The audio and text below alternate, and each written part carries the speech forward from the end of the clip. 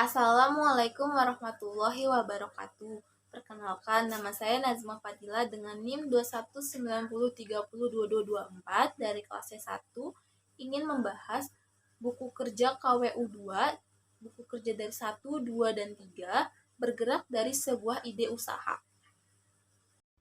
Persiapan fondasi etika dan hukum berbisnis. Produk yang saya pilih NF Bakery, unit usahanya Pastry and Bakery. Langkah-langkah. Pertama, identifikasi isu-isu etik dan legal yang dihadapi perusahaan. Kriteria kinerjanya terbagi menjadi 4, yaitu 1.1 budaya etik, 1.2 notaris untuk perusahaan, 1.3 perjanjian para founder, 1.4 perselisihan hukum. 1.1 Membangun budaya etik dapat mencangkup lead by example dan mengembangkan kode etik. Budaya etik yang kuat dapat mencangkupi reputasi merek yang lebih baik, meningkatkan komitmen karyawan, meningkatkan loyalitas pelanggan. 1.2 Notaris untuk perusahaan, mengetahui masalah permulaan dan bahwa ia telah berhasil mendampingi pengusaha melalui proses awal sebelumnya.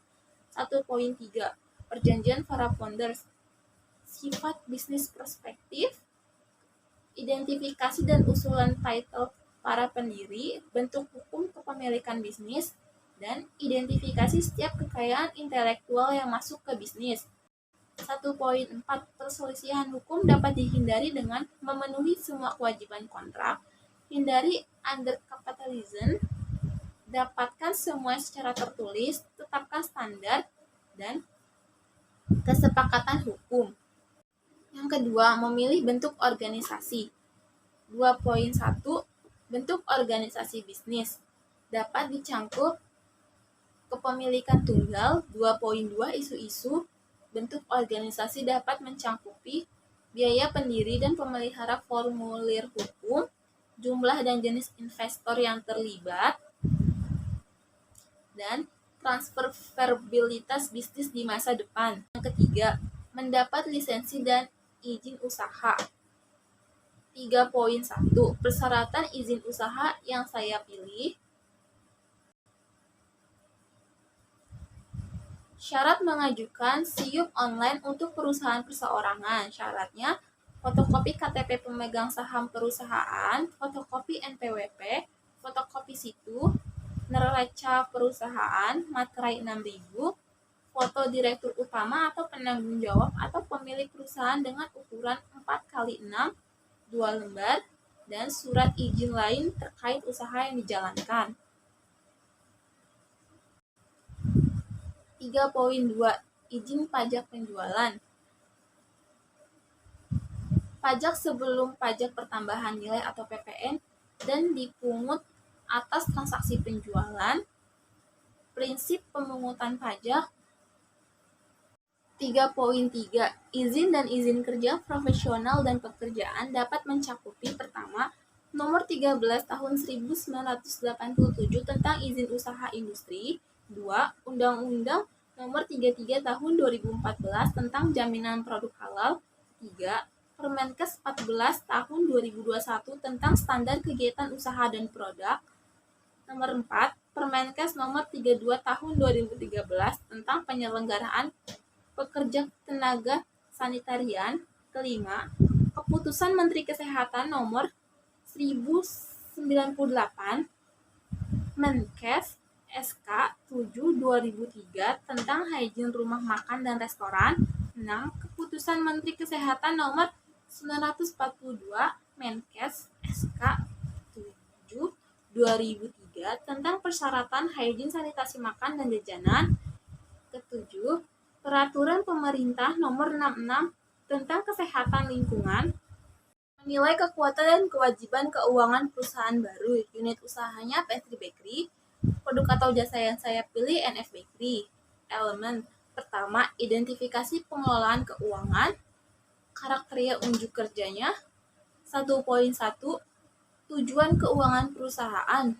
Probabilitas berstatus baik, likuiditas berstatus sedang, efisien berstatus baik, stabilitas berstatus baik. 1.2 Proses pengelolaan keuangan diidentifikasikan, preparasi laporan pendapatan berstatus baik, neraca berstatus baik, laporan cash flow berstatus baik, sedang, preparasi perakiraan keuangan, pendapatan berstatus baik, pengeluaran berstatus baik, belanja modal berstatus baik, preparasi performa laporan keuangan, laporan performa pendapatan berstatus baik, laporan performa neraca berstatus baik, laporan performa cash flow berstatus sedang, analisa berjalan dari hasil keuangan, rasio analisis berstatus baik, mengukur hasil dibanding rencana berstatus baik, mengukur hasil dengan norma industri berstatus baik. 1.3. Laporan historik keuangan diidentifikasikan. Laporan keuangan berstatus baik, neraca berstatus baik, laporan cash flow berstatus sedang. 1.4. Perakiraan keuangan diidentifikasikan. Laporan keuangan historis perusahaan diikuti oleh persiapan perakiraan berstatus sedang. Perakiraan penjualan untuk perusahaan baru didasarkan pada perakiraan penjualan dan rata-rata industri yang baik atau pengalaman memulai usaha sejenis berstatus baik. Perkiraan penjualan untuk perusahaan ada didasarkan pada pertama, catatan penjualan terdahulu, kedua, kapasitas produksi yang diminta untuk saat ini, tiga, faktor apapun yang akan mempengaruhi kapasitas produk dan permintaan produk masa depannya berstatus baik. Yang kedua, identifikasi performa laporan keuangan. 2.1. Laporan performa diidentifikasi. Performa laporan laba rugi berstatus baik, performa pendapatan berstatus baik, performa neraca berstatus sedang, performa arus kas berstatus baik. 2.2.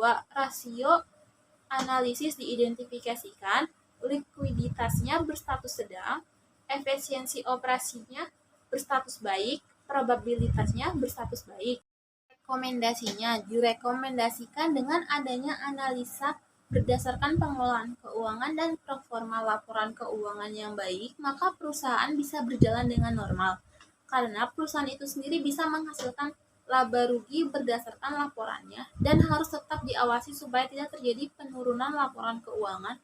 Kalaupun menurun, harus tetap stabil. Mengembangkan dan mengelola tim usaha baru. Unit usahanya Pastry Bakery, produk yang saya pilih NF Bakery. Rencana staffing. Kategori okupansinya ada owner atau direktur. Tanggung jawabnya merencanakan masa depan bakery untuk kedepannya dan menetapkan target. Tugasnya membentuk visi dan misi untuk perusahaan, menyusun strategi bisnis perusahaan, melakukan rapat rutin, melakukan evaluasi perusahaan. Persyaratannya tidak ada, kebutuhan pelatihannya tidak ada, jumlah tenaga kerja tidak ada, perkiraan mulai bekerja tidak ada, full time equivalentnya tidak ada, perkiraan durasi kontraknya tidak ada. Kedua, manajer operasional bertanggung jawab penuh atas organisasi yang berjalan di perusahaan. 2. Memantau dan mengawasi kualitas produk yang dihasilkan perusahaan sebelum memasarkan. Tugas-tugasnya: pertama, mengarahkan dan mengelola tim operasional. 2. Menekan dan mengatur segala biaya pengeluaran perusahaan. 3. Meningkatkan efektivitas jalannya operasional pada perusahaan. 4. Memberikan operasional optimal yang dijalankan oleh para karyawan. 5. Meninjau kinerja staf atau karyawan. 6. Menganalisa proses bisnis. Persyaratannya: pertama, memiliki pengalaman di bidang yang sama minimal 2 tahun. 2. Pendidikan S1. 3. Memiliki jiwa kepemimpinan. 4. Dapat diandalkan dalam menyelesaikan masalah. 5. Dapat berkomunikasi dengan baik. Dan 6. Dapat menjalin kerjasama dengan tim. 7. Dapat berbahasa Inggris. Kebutuhan pelatihannya 1 orang, jumlah tenaga kerja 1 orang, perkiraan mulai bekerja seminggu setelah diorientasi, waktu bekerjanya 8 jam, perkiraan durasi kontrak 1 tahun. 3. ada manajer keuangan. Bertanggung jawab pertama, melakukan keputusan dalam investasi. 2. Melakukan berbagai keputusan pembiayaan. 3. Mengembangkan sistem keuangan perusahaan.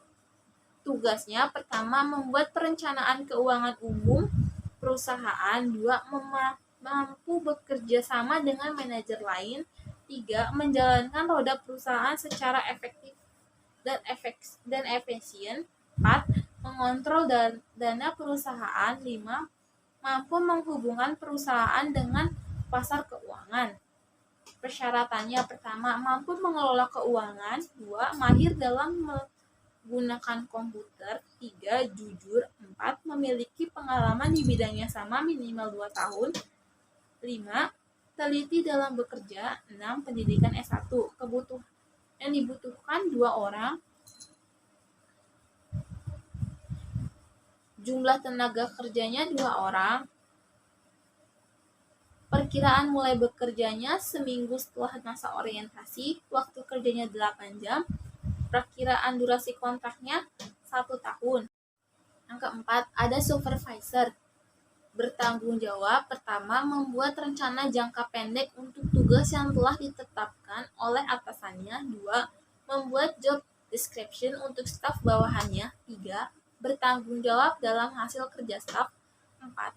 Membuat jadwal kegiatan kerja untuk karyawan. 5. Memberikan briefing bersama staf.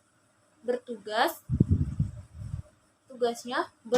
untuk mengatur kerja para bawahan atau staf. 2. Menyampaikan kebijakan yang disampaikan oleh jabatan di atasnya kepada seluruh bawahan dan grupnya. 3. Melaksanakan tugas, proyek, dan pekerjaan secara langsung.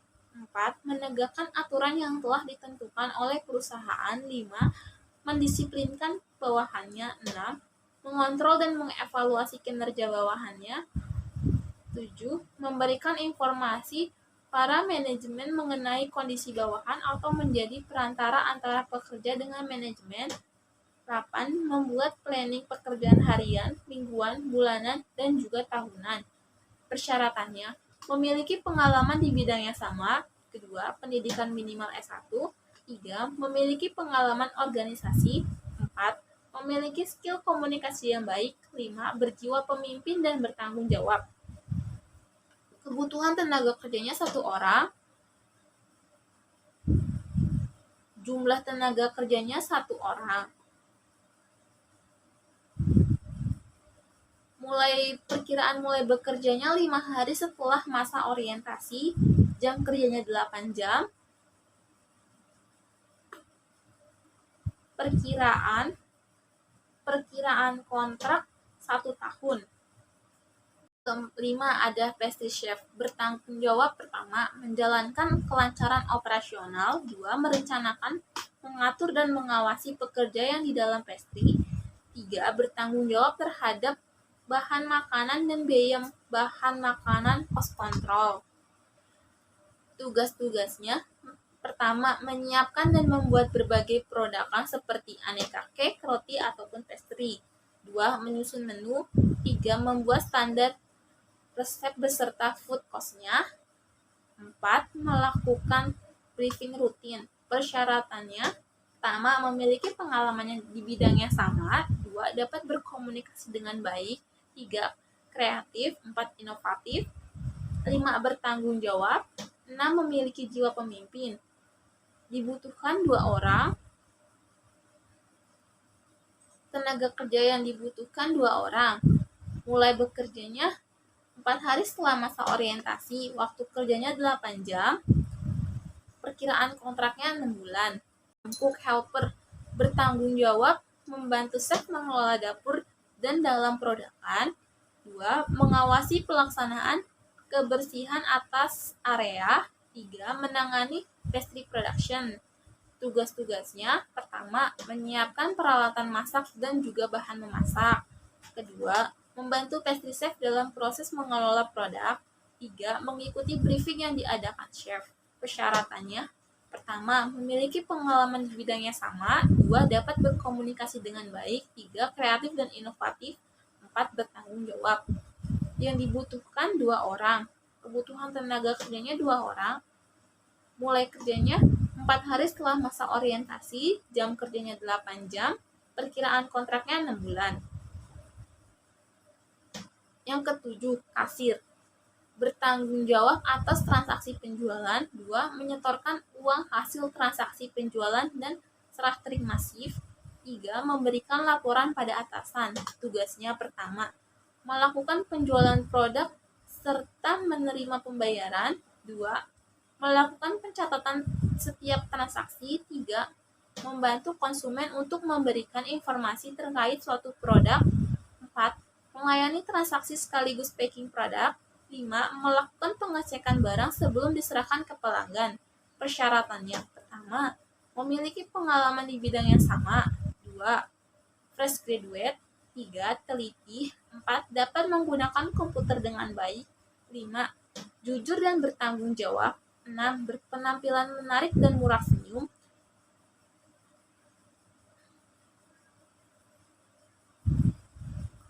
Yang dibutuhkan 2 orang, tenaga kerjanya 2 orang, mulai kerjanya 4 hari setelah masa orientasi, jam kerjanya 8 jam, perkiraan kontraknya 3 bulan.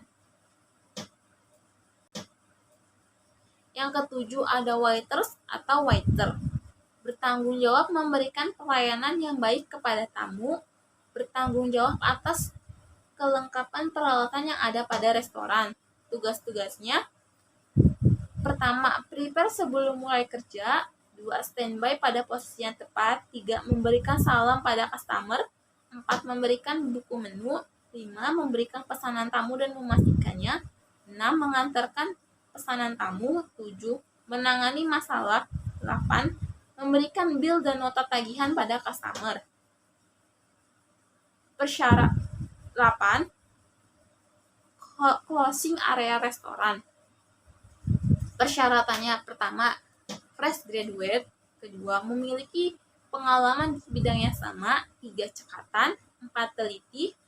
5. Jujur dan bertanggung jawab. 6. Ramah dan murah senyum. 7. Berpenampilan menarik. Kebutuhan yang dibutuhkan 3 orang. Tenaga kerja yang dibutuhkan 3 orang. Mulai kerja 4 hari setelah masa orientasi, jam kerjanya 8 jam, perkiraan kontrak 3 bulan. 2.2. Proses seleksi dilakukan sesuai dengan kebijakan dan prosedur bisnis. Proses seleksi mencakup proses wawancara dan nilai kandidat berdasarkan kriteria seleksi yang disepakati, diskusi penilaian dan anggota panel seleksi lainnya, mengamankan persetujuan kandidat pilihan, melengkapi dokumentasi yang diperlukan sesuai dengan prosedur organisasi dengan memperhatikan kerahasiaan dan persyaratan privasi. 2.3. Internalisasi atau induksi anggota tim dilakukan untuk menyadari tanggung jawab dan persyaratan kinerja mereka sesegera mungkin dan mengambil kesempatan untuk melatih anggota tim yang tidak terbiasa dengan prosedur bisnis. Internalisasi atau induksi anggota tim mencakup menyediakan kandidat yang bersedia dengan kontrak kerja dan dokumen lainnya, memberitahu manajer dan tim kerja tentang petunjuk baru, mengatur pelantikan kandidat yang berhasil sesuai dengan kebijakan organisasi. 3. Memenuhi kewajiban hubungan industrial. 3.1. Hak dan kewajiban di tempat kerja dari pemberi kerja dan karyawan diidentifikasikan sesuai dengan persyaratan hukum dan kode praktik. Hak dan kewajiban di tempat kerja dari pemberi kerja dan karyawan mencakup hak memperoleh upah, hak mendapat kesempatan perlakuan yang sama, hak mendapat pelatih kerja, hak penempatan tenaga kerja, hak memiliki waktu kerja yang sesuai, hak mendapatkan kesempatan keselamatan kerja, hak mendapatkan kesejahteraan, hak ikut serta dalam serikat pekerjaan buruh, hak untuk cuti, hak khusus karyawan perempuan. Kewajibannya, kewajiban ketaatan, kewajiban konfidensialitas, hak loyalitas. 3.2. Prinsip hubungan industrial dikembangkan secara positif dan konstruktif. Prinsip hubungan industrial mencakup kepentingan bersama, pengusaha, buruh atau pekerja, masyarakat, dan pemerintah. Kemitraan yang saling menguntungkan pekerja atau buruh dan pengusaha sebagai mitra yang saling tergantung dan membutuhkan, hubungan fungsional dan pembagian tugas, kekeluargaan, penciptaan ketenangan berusaha dan ketentraman bekerja. Meningkatkan produktivitas, meningkatkan kesejahteraan bersama. Yang 4. Pengelolaan staf. 4.1. Alasan pengembangan staf diidentifikasikan. Alasan pengembangan staf mencakup efisien, konsistensi, keluhan, mengatasi kelemahan, kepercayaan diri. 4.2. Strategi dan program pengembangan staf dikembangkan, memberi kesempatan pada setiap karyawan untuk menyalurkan ide atau gagasan pribadi mereka, memberikan penghargaan kepada karyawan, mengadakan program pelatihan bagi karyawan. Program pengembangan staf, pelatihan, dan pengembangan profesi. 4.3. Program pelatihan dilakukan. Pelatihan industri, orientasi pekerjaan, melakukan pendidikan, pelatihan untuk fungsi khusus. 4.4. Evaluasi dilakukan terhadap strategi dan program pengembangan staf dievaluasi. Identifikasi dan ibaratkan pemangku kepentingan utama dan jelaskan kegiatan dan tujuan pengembangan staf. Tentukan tujuan dan pertanyaan evaluasi Anda sambil mengidentifikasi indikator yang akan Anda ukur. Analisis dan tafsirkan hasil untuk dibagikan dan digunakan temuan Anda secara efektif. 5. Meninjau kinerja tim. 5.1. Hasil kinerja diidentifikasikan kesesuaian dengan kinerja bisnis. Hasil kinerja, pencapaian, tujuan, dan sasaran yang telah ditentukan sebelumnya, efisiensi, pengguna sumber daya dalam menghasilkan barang dan jasa, kualitas barang dan jasa. 5.2. Kompetensi diidentifikasikan untuk meningkatkan kerja tim. Kompetensinya yaitu pengetahuan, keterampilan, dan juga sikap. 5.3. Tingkat penggantian staf diidentifikasikan. Tingkat penggantian staf rendah, kurang lebih 15%. 5.4. Kekompakan tim diidentifikasikan dalam meningkatkan kinerja proyek secara keseluruhan. Kekompakan tim meliputi kolaborasi, kerjasama, kompetisi dalam bekerja sama,